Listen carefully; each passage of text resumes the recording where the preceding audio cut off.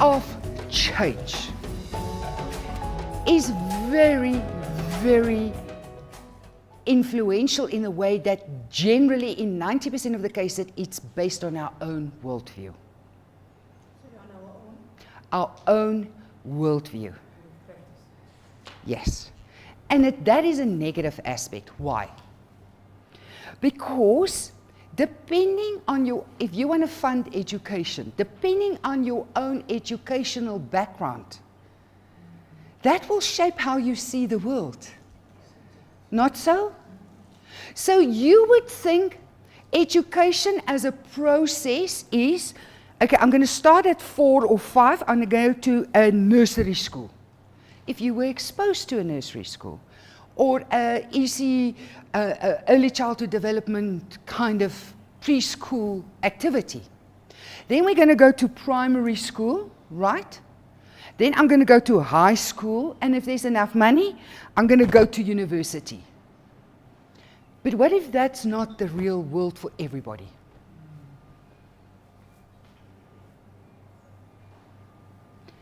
So as a practitioner, that's why we do a lot of research to have a balanced worldview.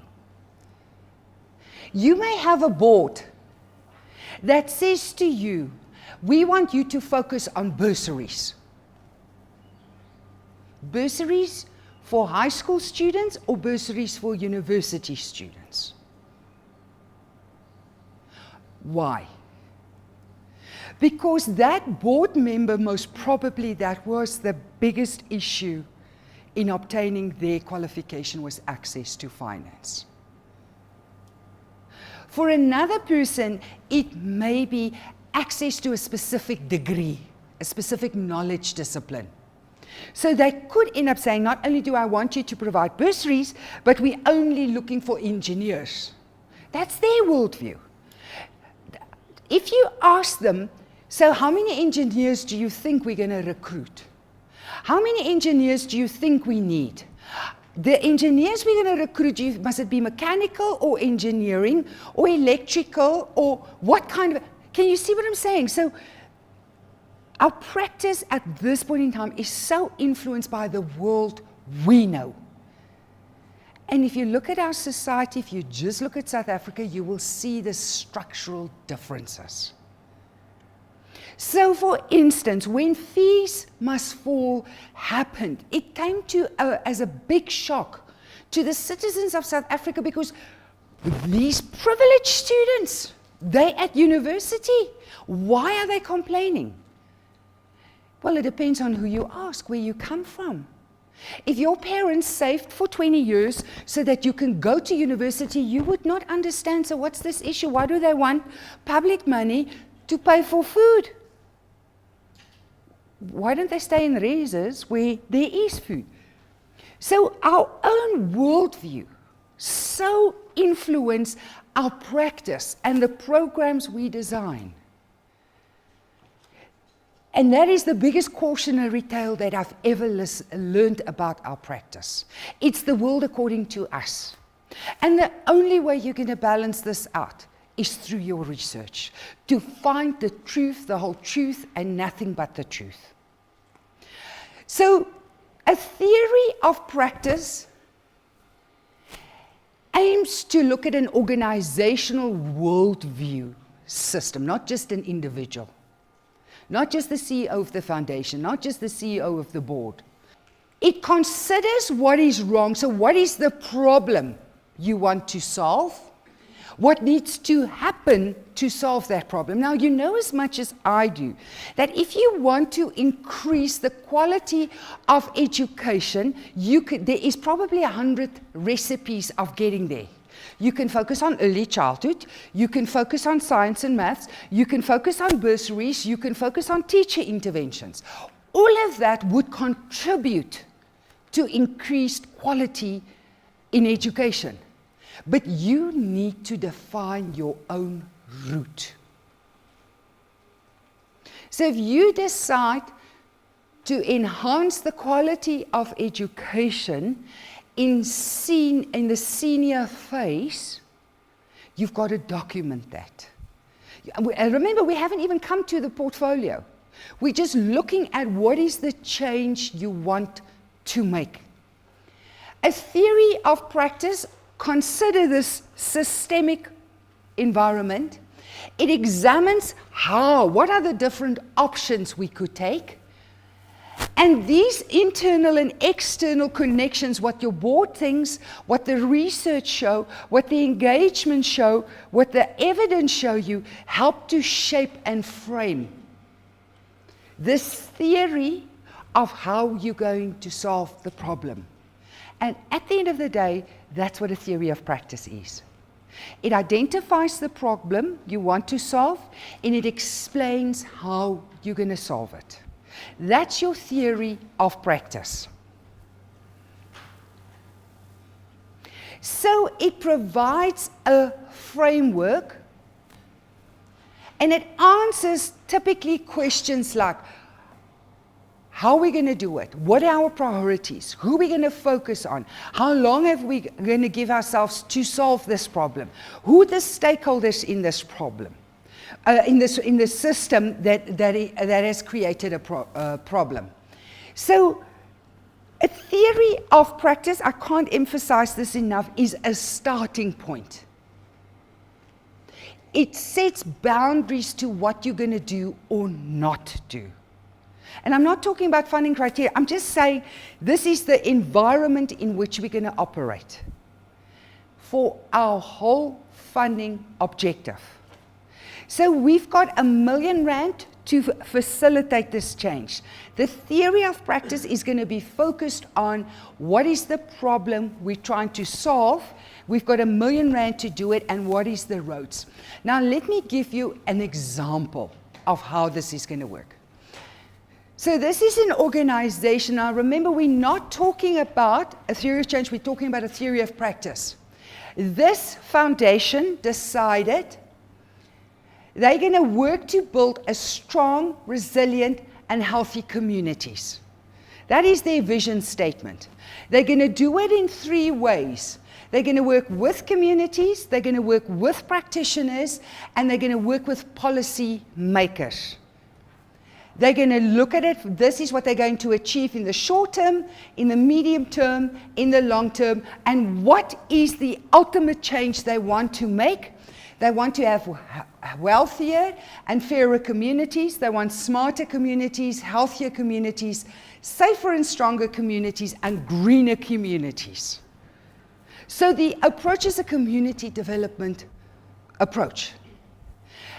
Until this theory of change has been documented and developed, the theories of change for each of those is going to be developed, because that's going to be the different focus areas or the different investment portfolios.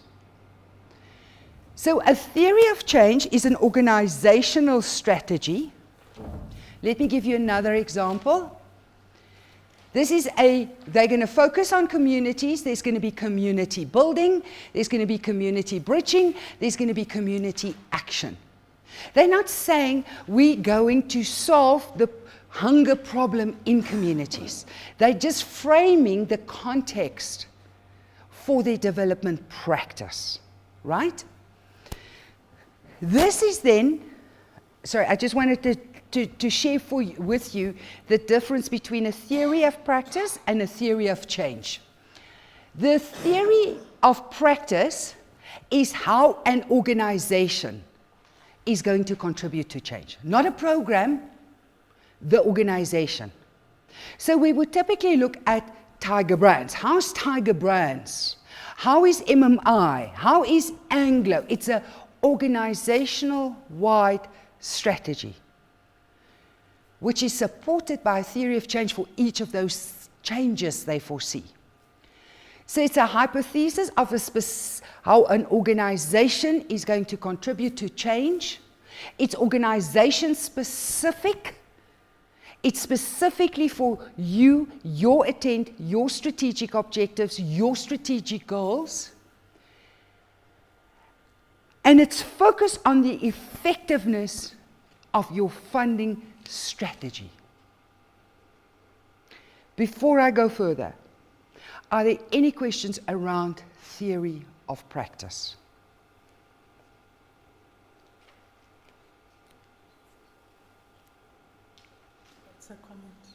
Yes, please.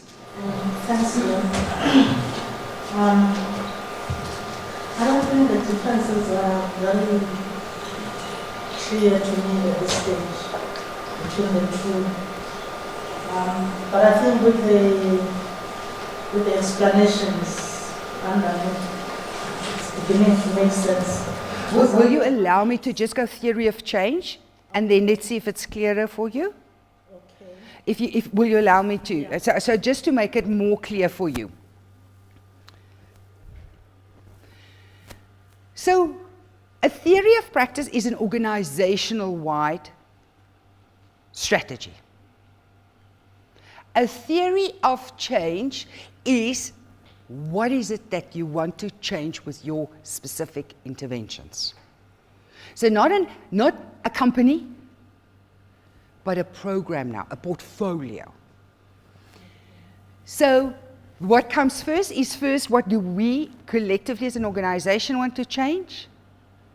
And then the specifics with each of our investment portfolios.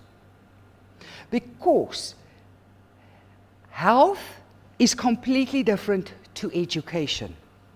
But before we decide whether we're going to fund health or education, we first want to look at what is it that we want to change. And to affect that change, we can do two things. We can either focus on health or education, and therefore we're going to develop theories of change for those two.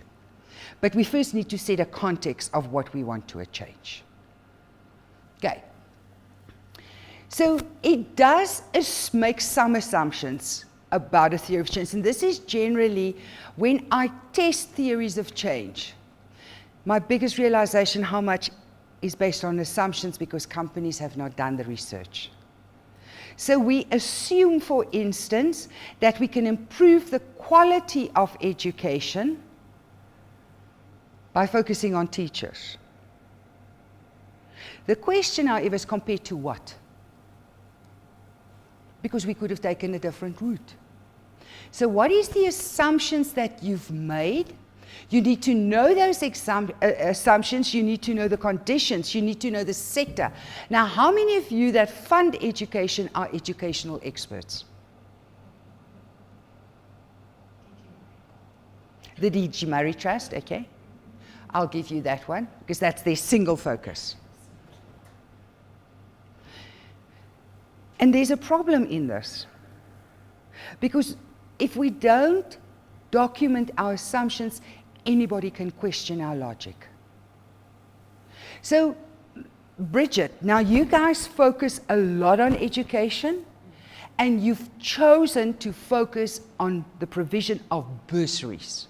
Yes. So, therefore, what was your theory of practice for education?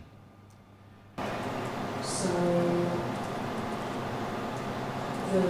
our theory of practice for education was that we wanted to make sure that young people would become economically active. And the best way that we thought that we could be helpful was by providing them with access to quality education and the necessary skills. So then our theory of change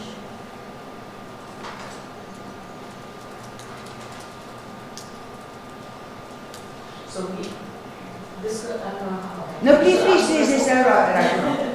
So then obviously over the past decade or so, in those program cycles, we have gotten to the point now where we are very comfortable and this is the way we're going to do it.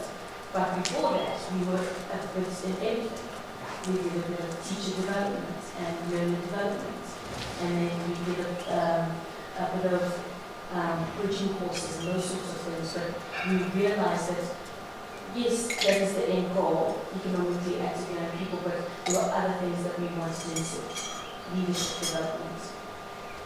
We wanted to make sure that our bursaries were being as helpful as possible. So, rather than pushing out quantity, it was about the quality of the young people that you were nursery level. And therefore, the bursaries now are targeted, it's still youth, targeted, holistic, leadership development,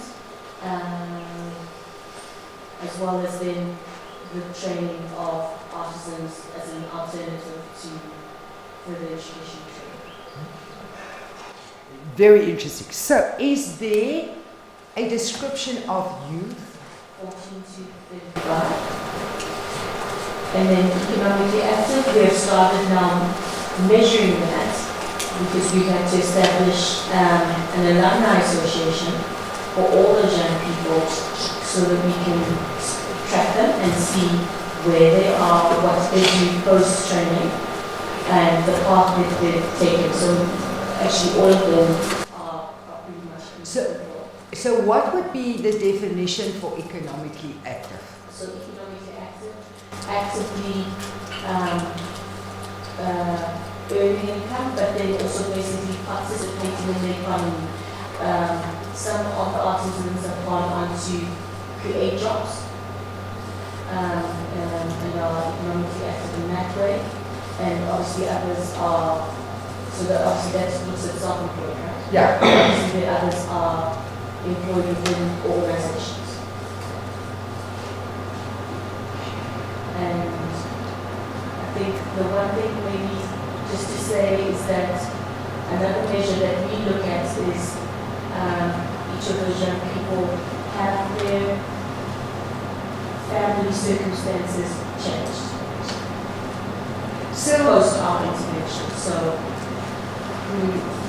we obviously, because we know what their family circumstances were on entry into the program, and so you are now economically active. Have your circumstances with family changed, and how are you supporting them? why is it called youth economic activation or activation of, however you use the words, as opposed to a youth empowerment program? I think, for me personally, empowerment has always been so broad. One point was bandied around too much, and economically active is very specific. You are saying that these people are active participants in this macro system. And when you speak about active, there's a rand value. Yes, it's monetized, so that we can see your participation, your inputs, and then also what you are. So why didn't you also call it an youth employment creation or a youth skills development? Skills is only one component of what we do. It's only one component. Okay.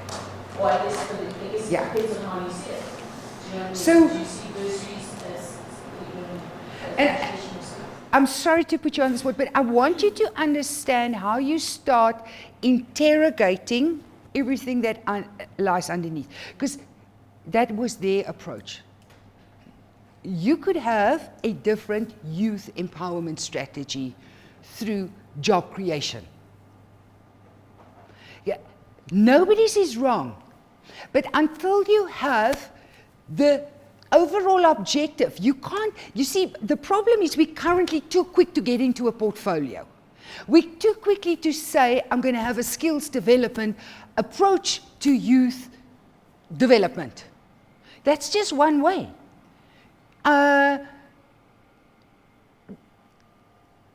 You could use skills, you could use training, you could use apprenticeships, you can use agricultural programs, you can use manufacturing programs, you can use business incubation programs, all of that to achieve it. None of that being wrong. But until we know what is the change, we cannot document how we're going to do it. So a theory of practice for me is the what, and the theory of change is the how. Does that make more sense? Perfect. And nobody's is wrong. The only thing is, What are we going to do? So now, if it's generally, there's a work word before that, it's generally to either increase access to education, okay?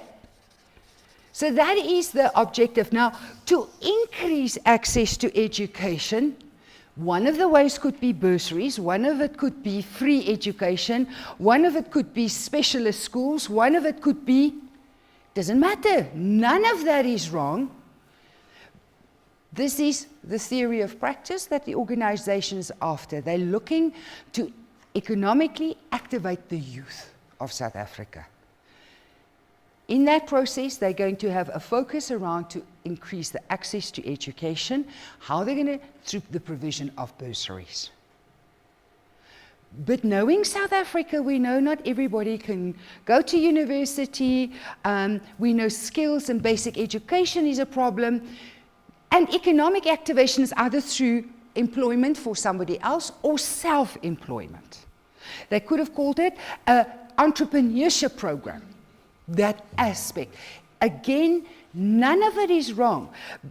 The point being, the theory of practice look at what we want to achieve. The theory of change is how we're going to do it. And it can be anything of 200 permutations, as long as it's documented. Because an evaluator is going to come afterwards and tell you whether you achieved it or not. So the big thing with this bursary program, remember what she said to you, we're starting to track alumni, we're starting to see what was baseline, we start to see what was the impact on the families. The question is, did this intervention increase access to education? What is the difference the provision of bursaries made to improved access? And we're going to measure all of that.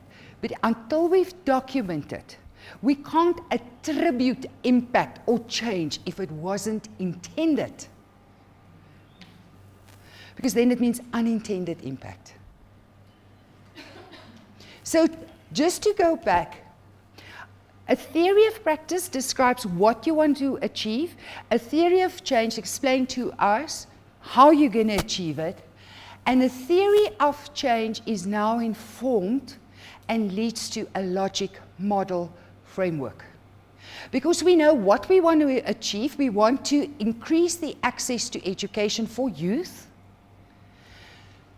We're going to now look at how much money or resource are we going to put into achieving that objective? That is our input. Then we're going to have certain activities. Then we're going to have certain outputs. Then we're going to have certain outcomes in order to measure what was the impact. So can you see they follow after each other? And that's why I said if you know three things, those are the basics for any monitoring, for any evaluation, for any impact assessment, for any strategy. And none of it is wrong. Everybody's is right. I'm going to give you and then you. So the fact that the change was intended, Yes. that's why you say it's logic. Yes. And your logic would be different to her logic. Now, they chose bursaries. She could have chosen science and maths. Brenda could have chosen Saturday schools for teachers. Tamron could have said, I'm going to develop curriculum. Right. Sure. None of this is wrong, as long as it's documented. Just like to check, because sometimes the theory of change and the logic model that was interchange. Thank you for that. Thank you so much. Oh, thank you.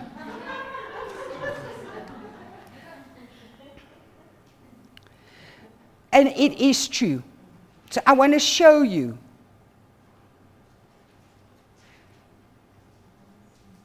This is a logic model frame. And that is why I specifically never use the words until the end now, input. Because we get stuck too quickly. So the first thing is, what do you want to change? Not how much are you going to pay for the change. What activities are you going to do to affect the change? And you are so right. At this point in time, and going back to the case study that I've used earlier, when I've asked for the theory of practice, the theory of change, I get a logic model framework. That just tells me how much is being invested. That just already tells me it's going to be counseling sessions or teacher sessions or books or camps or it doesn't tell me what, why. And so we jump too quickly. We think the process starts at a logic model framework. And that's why I'm at pains. And you are so right. In 99.9% of all cases, people give me a logic model framework when I ask for a theory of change. It is not the same thing. A logic model framework tells us how much resources we invest to facilitate the change, to bring about the change. The activities tell us what are we going to do to get to that. The outputs is where the quantitative, most of the quantitative stuff comes through. How many classes, how many workshops, how many books, how many bursaries, kind of thing. The outcomes is a short-term kind of result is so the increase access to education through 300 bursaries can tell us only 300 people were impacted. Did we improve the quality or access to education for all South Africans? No. Now let's go back to the theory of practice. We should have then said we're going to focus on KZN if it was a geographic focus. We could have said only girl students in engineering. So can you see how important definition is? Because when it comes to measurement, that's where we fall off the bus. So I just want to go a little back, steppy back. Talking about a theory of change, because I've spent a lot of time on a theory of practice, I just want to share this with you for a theory of change. A theory of change is very visual. The irony is, and that's why people use a logic model framework, because it's linear. It's so pretty. You can just go into Word and you can do like 5 little tabs and there's like a whole thing. So it's easy. A theory of change is messy. It is one groot gemors. Because you're trying to develop your thinking path. And nobody's brain works so nicely. Can I ask you, how long did it take you to get to this? Because one of the words you've used, we've tried this, we've tried this, we've tried. How long did it take you to get to that level of insight and understanding?